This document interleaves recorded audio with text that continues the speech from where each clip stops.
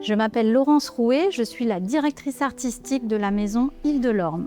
Je vous propose de découvrir avec moi ce lieu très inspirant qu'est la bibliothèque du Musée des Arts Décoratifs de Paris. Je viens ici m'inspirer de motifs, colorations, époques lorsque les thèmes de la collection sont posés.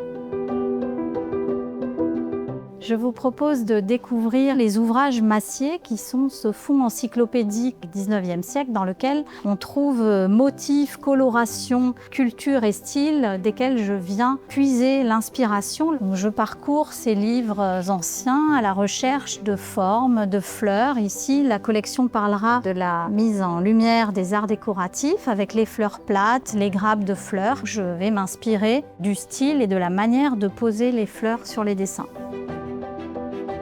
Nous traversons le jardin des Tuileries, au cœur de Paris, entre la Seine et la rive droite, pour aller à mon studio. Et je flâne souvent ici en début de collection pour me remémorer ce regard sensible nécessaire aux collections entre les architectures classiques, le végétal, la saisonnalité, les textures. Ici au studio, la création est imaginée 1 an à l'avance, se décline en 3 étapes: inspiration, création et développement des produits. L'inspiration surgit de toutes parts, d'un film vu récemment, d'un livre adoré, d'une exposition de peinture. Je photographie, je note et je classe. De là, des thématiques vont se dessiner. L'ADN Yves de l'Orme va les inscrire dans l'audace des motifs, la poésie et la culture végétale.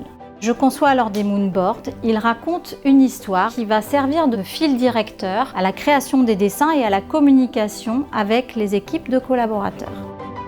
Pour la collection automne-hiver 2025, j'ai par exemple travaillé autour du conte, d'une floraison art déco et du léopard des neiges.